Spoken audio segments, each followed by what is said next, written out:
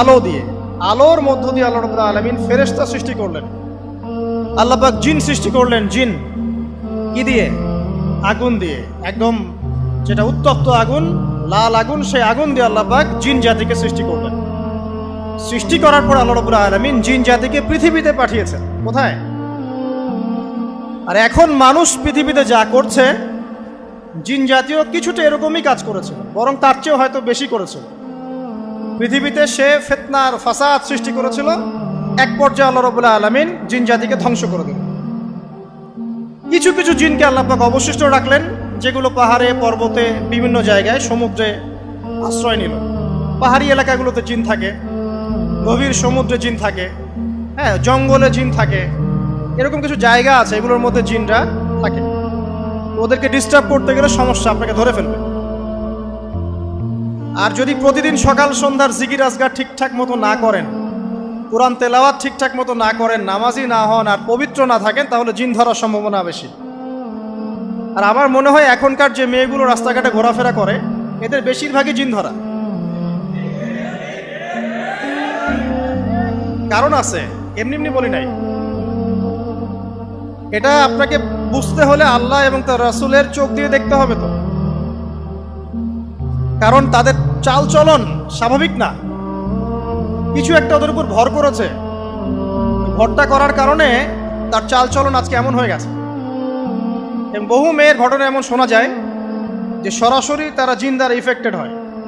দেখেন না, রুকিয়া করতে হয়, শরীয়ীভাবে রুকিয়া করতে হয়। তো খেয়াল রাখবেন, সকাল সন্ধ্যার জিকির আজগার ঠিক রাখবেন, কোরআন তেলাওয়াতটা ঠিক রাখবেন, নামাজি হবেন, পাক পবিত্র থাকবেন, জিন আপনাকে কোনো ক্ষতি করতে পারবেন ইনশাআল্লাহ। জিনরা কিন্তু রাসূল সাল্লাল্লাহু আলাইহি ওয়াসাল্লামেরও ক্ষতি করার চেষ্টা করেছিল। আল্লাহ রাসূল সাল্লাল্লাহু আলাইহি ওয়াসাল্লাম ওটাকে ধরেছিলেন, ধরে মসজিদের খুঁটির সাথে বেঁধে রেখেছে। নামাজের মধ্যে জিন আমাদের নবীকে ডিস্টার্ব করেছিল, আল্লাহ রাসূল ওই জিনকে ধরেছেন, ধরে খুঁটির সাথে বেঁধে রেখেছে। তারপরে তার মনে পড়লো সুলাইমান আলাইহিস সালামের কথা। সুলাইমান আলাইহিস সালাম বলেছিল আল্লাহকে, আল্লাহ, আমাকে যে ক্ষমতা তুমি দিয়েছো, আমার পরে কাউকে এই ক্ষমতা আর দিও না। আর সুলাইমান আলাইহিস সালামকে আল্লাহ পাক জিন জাতিকে অনুগত করে দিয়েছিলেন। সুলাইমান আলাইহিস সালামের নির্দেশে জিন জাতি বিভিন্ন কাজ করত, এমনকি সমুদ্রের মধ্যে ডুবুরির কাজও করত। সমুদ্রের ভিতর থেকে রত্ন বের করে নিয়ে আসতো। এগুলো কিন্তু অলিক রূপকথা নয়, সত্য ঘটনা। তখন নবী সাল্লাল্লাহু আলাইহি ওয়াসাল্লাম বললেন যে আমার ভাই সুলাইমানের কথা আমার মনে পড়ে গেল, তাই আমি জিনটাকে ছেড়ে দিলাম। তো আল্লাহ পাক জিন জাতিকে সৃষ্টি করে এই পৃথিবীতে পাঠানোর পর তারা এরকম ফিতনা এবং ফাসাদ সৃষ্টি করার পরে আল্লাহ পাক ওদেরকে ধ্বংস করে দেন। দেওয়ার পরে আরো অনেক যুগ এবং অনেক শতাব্দী কেটে যায়। কত যুগ, কত শতাব্দী আল্লাহ ভালো জানেন। অনেক লম্বা সময় পরে গিয়ে আল্লাহ রাব্বুল আলামিন ফেরেশতাদেরকে ডাকেন। কাদেরকে ডাকেন? তাদেরকে ডেকে বলেন, ওয়া ইয ক্বালা রাব্বুকা লিল মালায়েকা, স্মরণ করো নবী সেই সময়ের কথা যখন তোমার রব ফেরেশতাদেরকে ডাকলেন, ডেকে বললেন, ইন্নী জাইলুন ফিল আরদি খলিফা, হে ফেরেশতা মণ্ডলী, আমি পৃথিবীতে আমার খলিফা পাঠাতে চাই।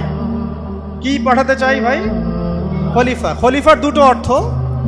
একটা হচ্ছে ওই যে জিনরা যে চলে গেল, ওর স্থলাভিষিক্ত হয়ে আরেকটা জাতি, স্থলাভিষিক্ত হওয়া। আরেকটা ব্যাখ্যা হচ্ছে খলিফা শব্দের মানে হচ্ছে যে ব্যক্তি আল্লাহ পাকের বিধান অনুযায়ী পৃথিবীতে বিচার ফয়সালা করে, সে আল্লাহর খলিফা। আমি কি বুঝাতে পারছি? আল্লাহ পাক ফেরেশতাদেরকে বললেন, আমি পৃথিবীতে আমার খলিফা পাঠাতে চাই, প্রতিনিধি, এবং যে আল্লাহর বিধান দ্বারা বিচার ফয়সালা করে। তখন ফেরেশতারা বলছেন, ক্বালু, ফেরেশতারা বলছেন, আতাজআলু ফিহা মান ইউফসিদু ফিহা ওয়া ইয়াসফিকু দিমা, হে আল্লাহ, আপনি কি এমন কোন সৃষ্টিকে আবার পৃথিবীতে পাঠাতে চান যে পৃথিবীতে গিয়ে ফিতনা ফাসাদ সৃষ্টি করবে অথবা রক্তপাত ঘটাবে? ফেরেশতারা এই কথা কিভাবে বলতে পারলো? হ্যাঁ, জিন জাতির অভিজ্ঞতার আলোকে। ঠিক আছে? তখন আল্লাহ পাক বলছেন, ইন্নী আ'লামু মা লা তা'লামুন, দেখো আমি যা জানি তোমরা তা জানো না। মানে তারা ফিতনা ফাসাদ সৃষ্টি করতে পারে, কিন্তু আমার কিছু মুখলেস বান্দা থাকবে যারা এই পথে পা বাড়াবে না। আচ্ছা, এবার আল্লাহ রাব্বুল আলামিন আদম আলাইহিস সালামকে সৃষ্টি করলেন। আল্লাহ পাক নিজের হাত দিয়ে আদম আলাইহিস সালামকে সৃষ্টি করেছেন। সূরা সদের মধ্যে আল্লাহ পাক বলেছেন, দেখুন মহাবিশ্বের কোনো সৃষ্টির ব্যাপারে বলা হয়নি যে খলাকতু বিয়াদাই, আমি নিজ হাতে তাকে সৃষ্টি করেছি। শুধুমাত্র আদম আলাইহিস সালাম, আমাদের পিতার ক্ষেত্রে বলা হয়েছে খলাকতু বিয়াদাই, আমি নিজ হাতে তাকে সৃষ্টি করেছি। কত সম্মান, কত ভালোবাসা, তাই না? এবার আল্লাহ রাব্বুল আলামিন আদম আলাইহিস সালামকে সমস্ত নাম শিক্ষা দিলেন। সমস্ত নাম মানে কি? ওয়াল্লামা আদামাল আসমাআ কুল্লাহা। আল্লাহ পাক বলছেন, এরপর আমি আদম আলাইহিস সালামকে মহাবিশ্বের যত জ্ঞান আছে সমস্ত নাম শিক্ষা দিয়ে দিলাম। সুবহানাল্লাহ। যেই জ্ঞান ফেরেশতাদেরও ছিল না, যেই জ্ঞান ইবলিসেরও ছিল না। ইবলিস কিন্তু অনেক জ্ঞানী ছিল, অনেক বড় আবেদ ছিল, সে দীর্ঘদিন আল্লাহর ইবাদত করেছে, কিন্তু এই জ্ঞান কিন্তু তারও ছিল না, ফেরেশতাদেরও ছিল না। সুম্মা আরাদাহুম আলাল মালাইকা, এরপর আল্লাহ রাব্বুল আলামিন আদম আলাইহিস সালামকে ফেরেশতাদের সামনে নিয়ে আসলেন, উপস্থাপন করলেন। মহাবিশ্বের ঘটনা, এটা ঘটছে, চিন্তা করেন, এটা কিন্তু ঘটেছে আগে, অতীত। এবার সমস্ত ফেরেশতার সামনে আদম আলাইহিস সালামকে নিয়ে আসা হচ্ছে। এবার বলা হচ্ছে যে, হে ফেরেশতারা, তোমরা এই নামগুলো বলে দাও দেখি, তোমরা যদি সত্যবাদী হও। তো ফেরেশতারা বলছেন, লা ইলমা লানা ইল্লা মা আল্লামতানা, হে আল্লাহ, আপনি আমাদেরকে যা শিখিয়েছেন এর বাইরে তো কোনো জ্ঞান নাই আমাদের। তারপর আল্লাহ পাক আদমকে বললেন আলাইহিস সালাম, হে আদম, তুমি সব নাম বলে দাও দেখি। এরপর আদম আলাইহিস সালাম সমস্ত নাম একটা একটা করে বলে দিলেন। তাহলে আমাদের পিতা জ্ঞানী ছিলেন, নজ্ঞ ছিলেন? আর আমরা তার সন্তান হিসেবে জ্ঞানী নজ্ঞ, এটা আমাদের শোভা পায়। আমাদের পিতা ছিলেন মহাবিশ্বের সবচেয়ে জ্ঞানী সত্তা। আল্লাহ রাব্বুল আলামিন তাকে জ্ঞান শিক্ষা দিয়েছেন, সমস্ত জ্ঞান। তবে তার সমস্ত জ্ঞান আর এই মহাবিশ্বের সমস্ত জ্ঞান আল্লাহর জ্ঞানের তুলনায় কতটুকু জানেন? একটা সমুদ্রের মধ্য থেকে এক ফোঁটা পানি উঠালে যেমন হয়, পুরো মহাবিশ্বের জ্ঞান আল্লাহর জ্ঞানের সামনে এতটুকু। আল্লাহ পাকের জ্ঞান এত অসীম, পুরো মহাসাগরের মধ্য থেকে এক ফোঁটা পানি তুললে, ওই যে এক ফোঁটা পানি তুললেন, এটা মহাবিশ্বের জ্ঞান। আর বাকি সমস্ত পানি এটা আল্লাহ পাকের জ্ঞান। ঠিক দুনিয়ার জীবনের এক্সাম্পলটা এমনই। একটা সাগরের মধ্যে আঙ্গুল ডুবালে, আঙ্গুল উঠালে যতটুকু পানি আঙ্গুলে বেঁধে থাকে, এটা দুনিয়া। আর পুরো মহাসাগরটাই হচ্ছে কি? আখিরাত। নবীজি বলছেন সাল্লাল্লাহু আলাইহি ওয়াসাল্লাম, একটা মৃত গাধাকে দেখে বলছেন, সাহাবীরা, তোমরা কি কেউ এই গাধাটাকে 1 দিরহামের বিনিময়ে কিনবে? কান কাটা, মৃত, গলে আছে, এই গাধাটাকে কিনবা 1 দিরহাম দিয়ে? সাহাবীরা বলছেন, মাংনা দিলেও তো কিনবো না। ইয়া রাসূলুল্লাহ, যদি ফ্রিও কেউ দেয়, বিনামূল্যে দেয়, তাও তো নিব না। তখন নবী সাল্লাল্লাহু আলাইহি ওয়াসাল্লাম বলছেন, এটাই হচ্ছে আল্লাহর কাছে দুনিয়ার এক্সাম্পল। ওই মৃত গাধা তোমাদের কাছে যতটা না ইম্পর্টেন্ট, যতটুকু মূল্য রাখে, আল্লাহর কাছে এই দুনিয়া তার চেয়েও কম মূল্য রাখে। তো এই দুনিয়াতে তো সব ফয়সালা হবে না। আমরা তো হতাশ হয়ে যাই না যে দুনিয়াতে এমন কেন, এটা কেন, ওইটা কেন। দুনিয়া এটারই জায়গা। দুনিয়া সবকিছুর কনক্লুশনের জায়গা না, সবকিছুর পরিসমাপ্তির জায়গা হচ্ছে কিয়ামতের মাঠ। ওই দিন যে সফল সে সফল, যে ব্যর্থ সে ব্যর্থ। দুনিয়ার বাড়ি গাড়ি, স্ট্যাটাস, চাকরি বাকরি, ইজ্জত সম্মান, এটা সাফল্য ব্যর্থতার মানদণ্ড নয়, চূড়ান্ত মানদণ্ড নয়। চূড়ান্ত মানদণ্ড কি? ফামান যুহজিহা আনিন নার ওয়া উদখিলাল জান্নাহ ফাকাদ ফাজ। যাকে জাহান্নাম থেকে বাঁচানো হবে, জান্নাতে প্রবেশ করানো হবে, পুলসিরাত পার হতে পারবে, এই একমাত্র ব্যক্তি সফল। সাফল্যের সংজ্ঞাটা জেনে রাখবেন, তাহলে আপনি দুনিয়াতে হতাশ হবেন না ইনশাআল্লাহ তাআলা। এবার কি হলো, যখন আদম আলাইহিস সালাম সমস্ত নাম শিক্ষা দেওয়া সমস্ত নাম বলে দিলেন, এখানে নাম মানে কিন্তু খালি নাম নয়, জ্ঞান বলে দিলেন, তখন আল্লাহ রাব্বুল আলামিন ফেরেশতাদেরকে বললেন, তোমরা সবাই এখন আদমকে সিজদা করো। ওয়া ইয কুলনা লিল মালাইকাতি ইসজুদু লি আদম। আল্লাহ পাক এবার বলছেন, আমি সমস্ত মালায়েকাকে বললাম তোমরা আদমকে সিজদা করো। ফাসাজাদু, সবাই সিজদা করলো, ইল্লা ইবলিস, ইবলিস সিজদা করলো না। কেন করলে না? ইবলিসকে বলা হচ্ছে, ইয়া ইবলিস মা মানাকা আল্লা তাসজুদা ইয আমারতুক, তোমাকে কে নিষেধ করলো সিজদা করতে ওই আদমকে যাকে আমি আদেশ করেছি? কে নিষেধ করলো? তখন ইবলিস বলছে, খলাকতানি মিন নার ওয়া খলাকতাহু মিন তিন, আমাকে সৃষ্টি করেছেন আগুন দিয়ে আর আদমকে সৃষ্টি করেছেন মাটি দিয়ে, আমি কিভাবে তাকে সেজদা করতে পারি? ইবলিস বলতে চাইলো যে আপনি যে বলছেন আদমকে সেজদা করো, আদম তো মাটির তৈরি, আমি তো আগুনের তৈরি, তাহলে আপনি ভুল বলছেন। নাউজুবিল্লাহ। আগুন কেন মাটির সামনে নত হবে? মাটি আগুনের সামনে নত হওয়া উচিত। তার কেয়াস হচ্ছে এমন, কেয়াস মানে কি? তার এটা কি? হ্যাঁ, তার এটা যুক্তি, তার এটা যুক্তি এবং দর্শন যে আমি কেন তাকে সেজদা করব? আমি তো আগুনের তৈরি আর আদম হচ্ছে মাটির তৈরি। তো খলাকতাহু মিন নার ওয়া খলাকতানি মিন তিন, খলাকতানি মিন নার ওয়া খলাকতাহু মিন তিন, আমাকে সৃষ্টি করেছেন আগুন দিয়ে, আদমকে সৃষ্টি করেছেন মাটি দিয়ে।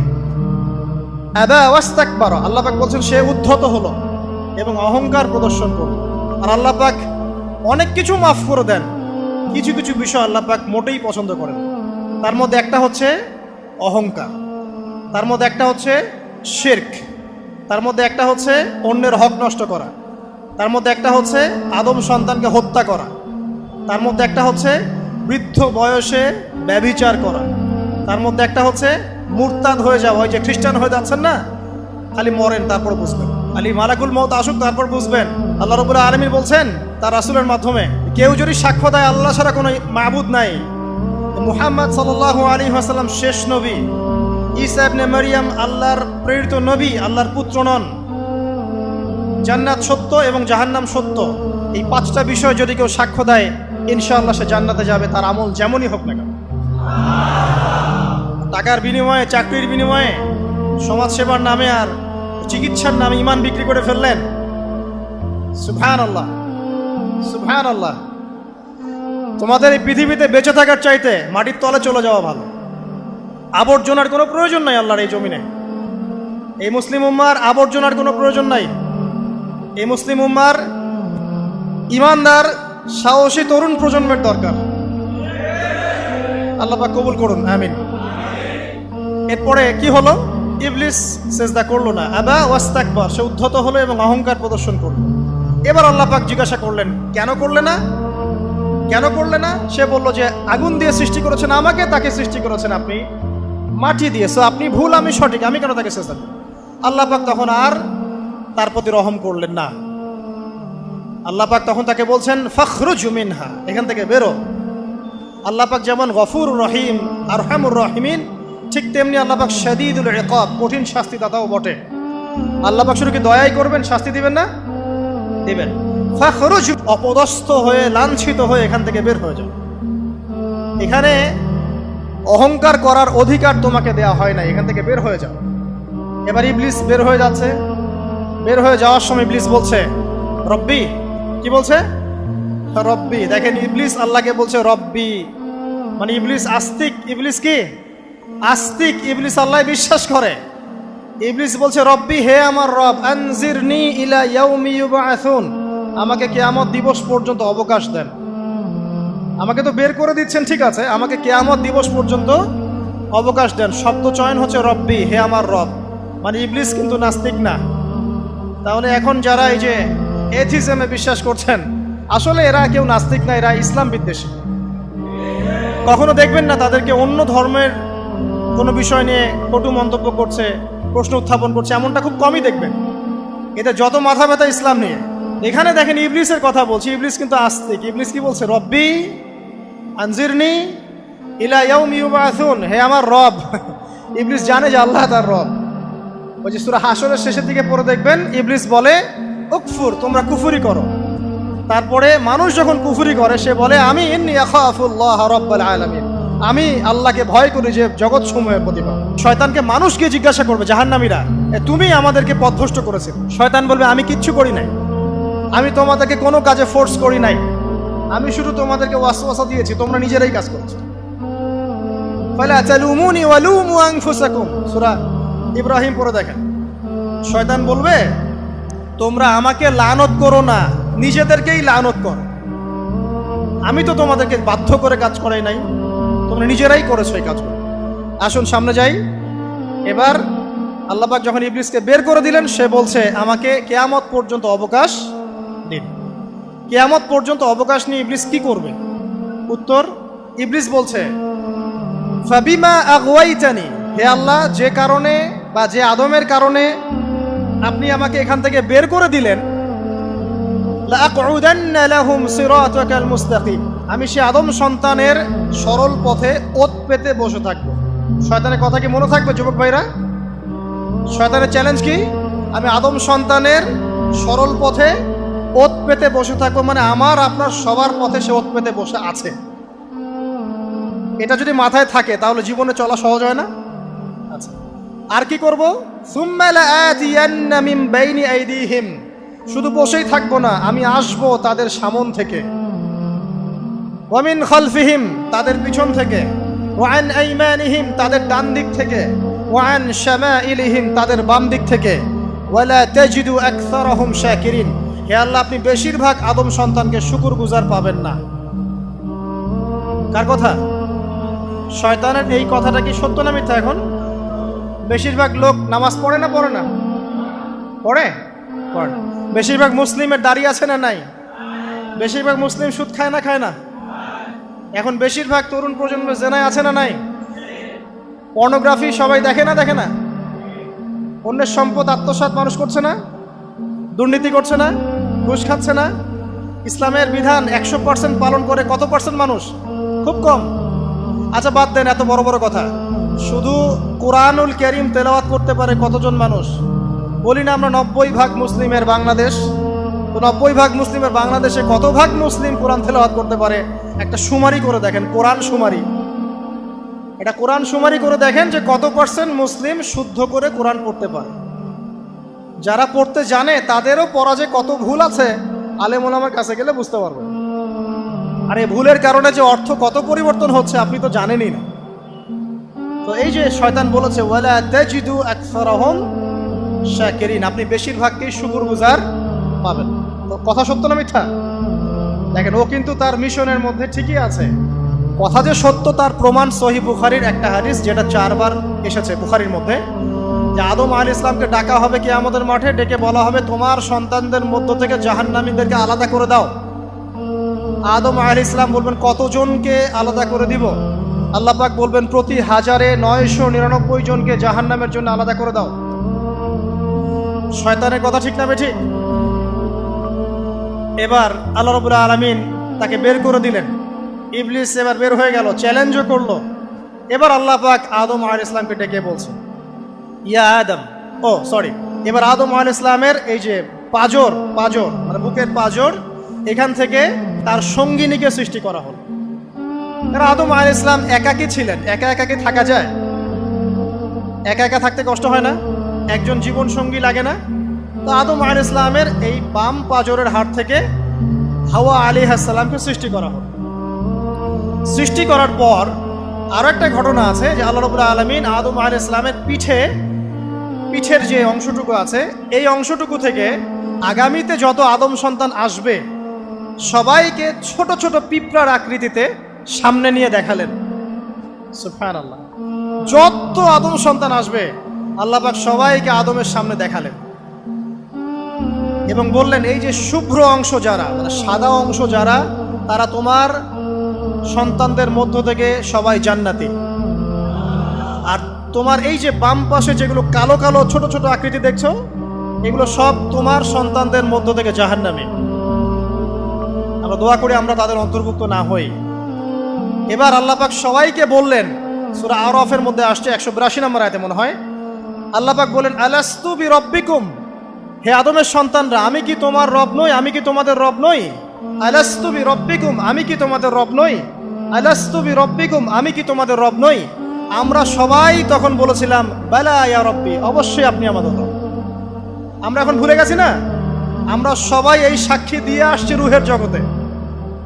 আর রুহের জগৎ বলে একটা জগৎ আছে, অনেক জগৎ আছে। রুহের জগৎ একটা, দুনিয়ার জগৎ একটা, জিন জাতির জগৎ আলাদা, বারজাখ পরকালে যে কবরে রাখার পরে বারজাখের জগৎ একটা, আর দারুল করার যেটা হবে একদম জান্নাত জাহান্নাম, ওটা আরেকটা জগৎ।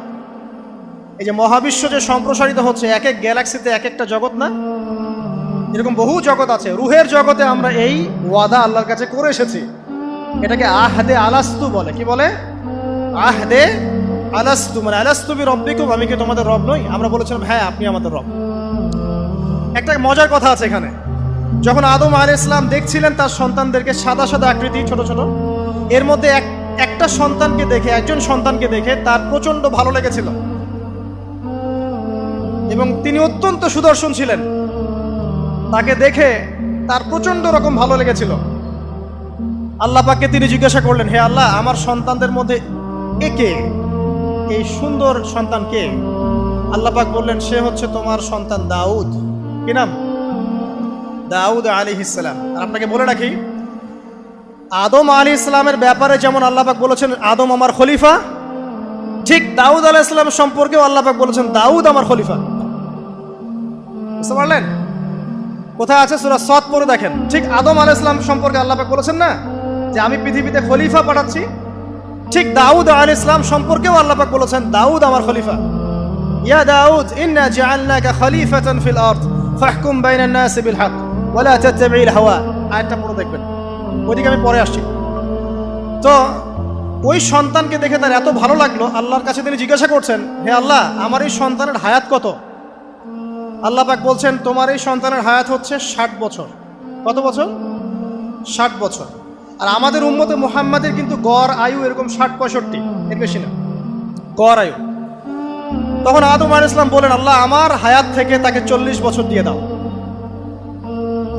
আমার হায়াত থেকে তাকে 40 বছর দিয়ে দাও। আল্লাহ পাক তাকে 40 বছর দিয়ে দিলেন।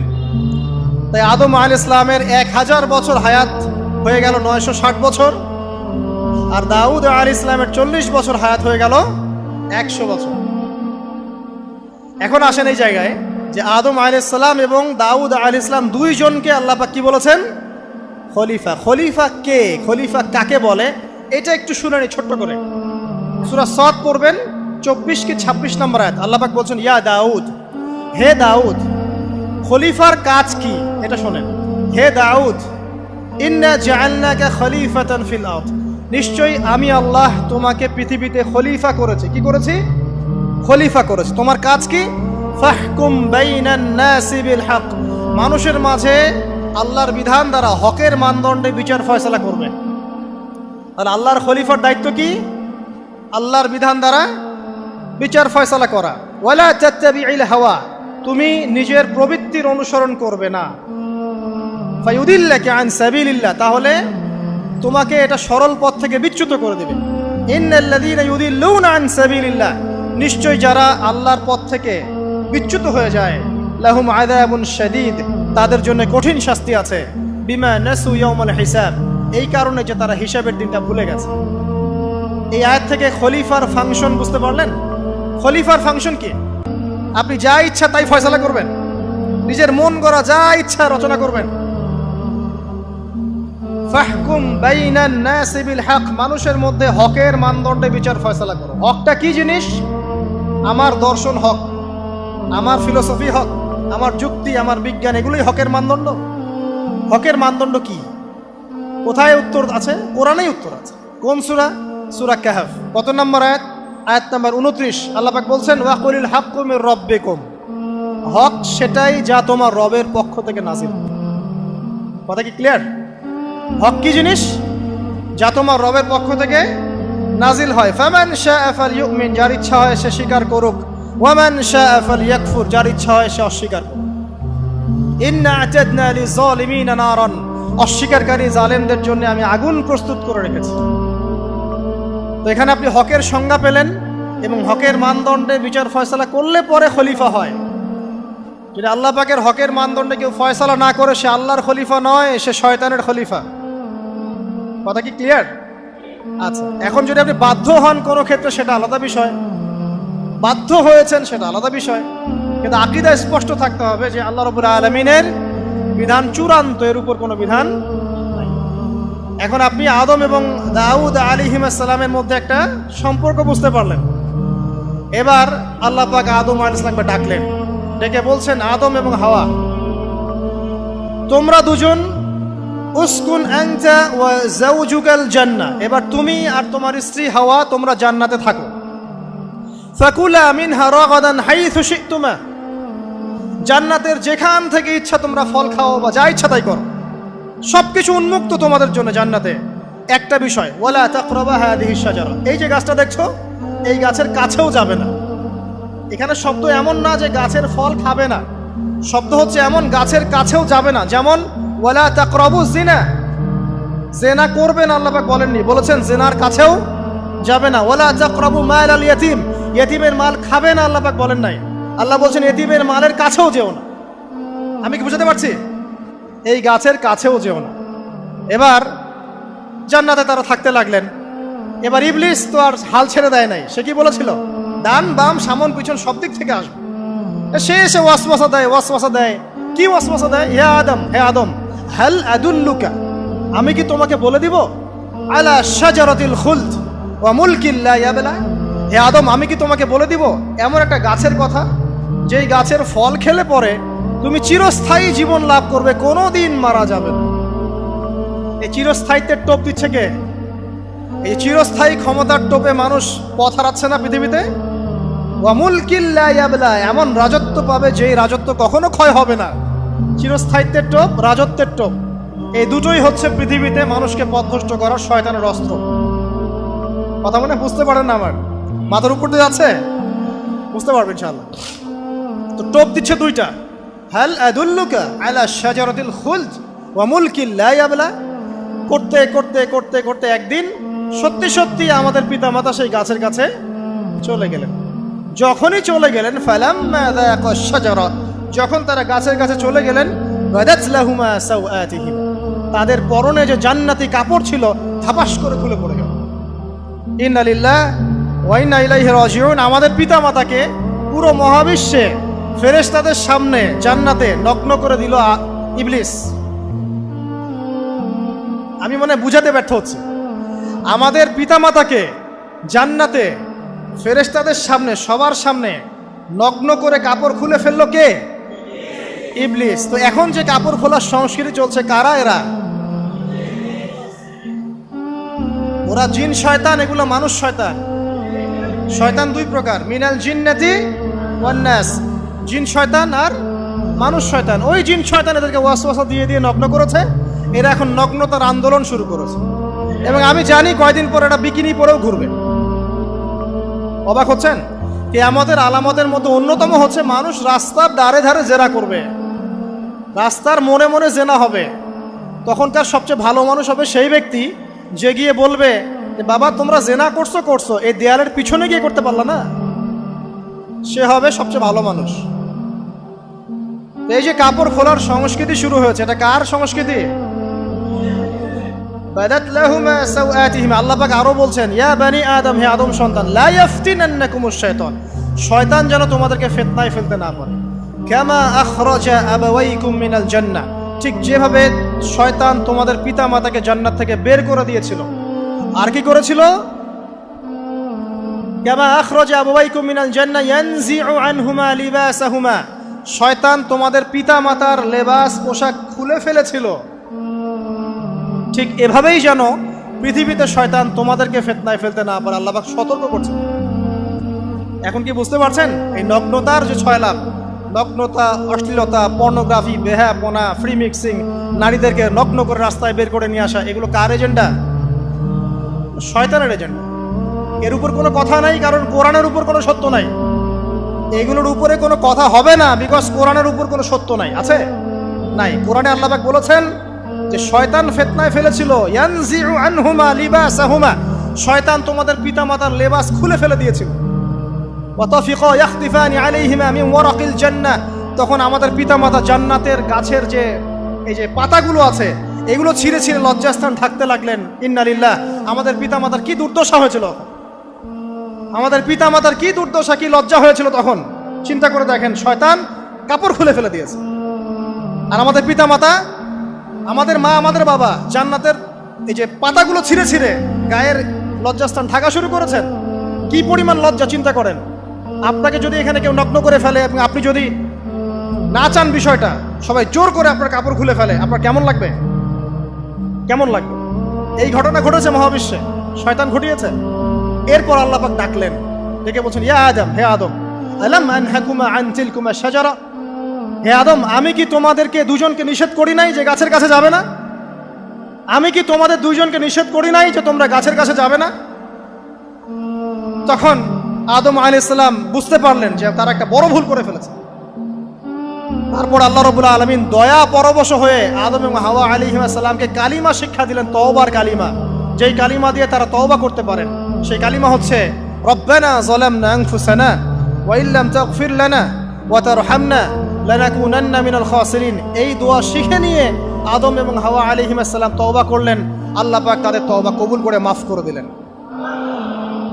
কিন্তু জান্নাতে আর থাকা হলো না। আল্লাহ পাক বলেন কুল নাহবিতু মিনহা জামিআ, এবার তোমরা সবাই মিলে এখন পৃথিবীতে নেমে যাও।